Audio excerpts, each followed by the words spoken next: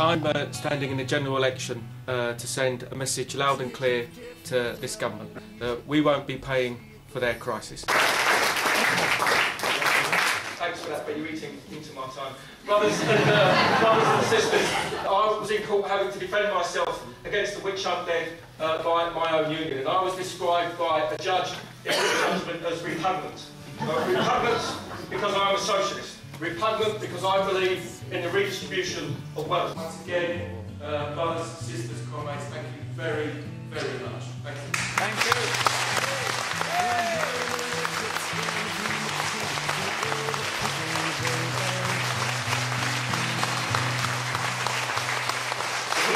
I will tell you what is repugnant. Repugnant is watching Stephen Byers ask, command up to £5,000 a day, while in Greenwich, care managers working in social services face losing £5,000 a year as a result of cuts being put through in Greenwich Council. That is what I call repugnant. There's absolutely no reason why working class and middle class people should pay the cost of the recession.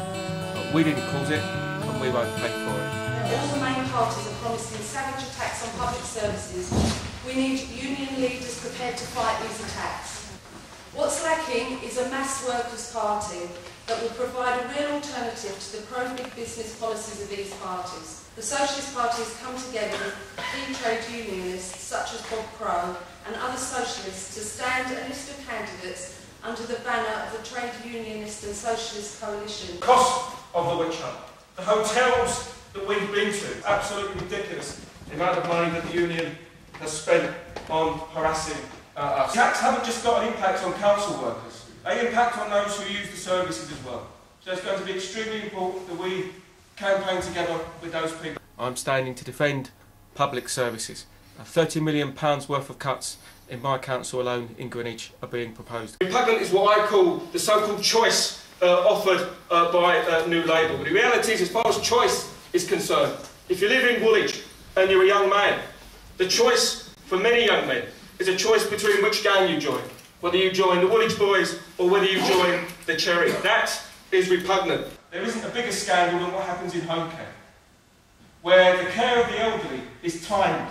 You get in, you get out as quickly as possible to move on to the next place, where so much of it is privatised, where it's not about the needs of the elderly, it's about how much profit those private companies are making. So I'm standing as a workers' MP on a workers' wage, as an answer to the sleaze and the expensive scandals that we've seen in Parliament. If elected, I will take the average wage of a skilled worker in the area that I represent. It's about time that our MPs started getting in touch with the people they're supposed to be representing. The key is not to raise yourself up and out of that community. The key is to raise yourself together with the community.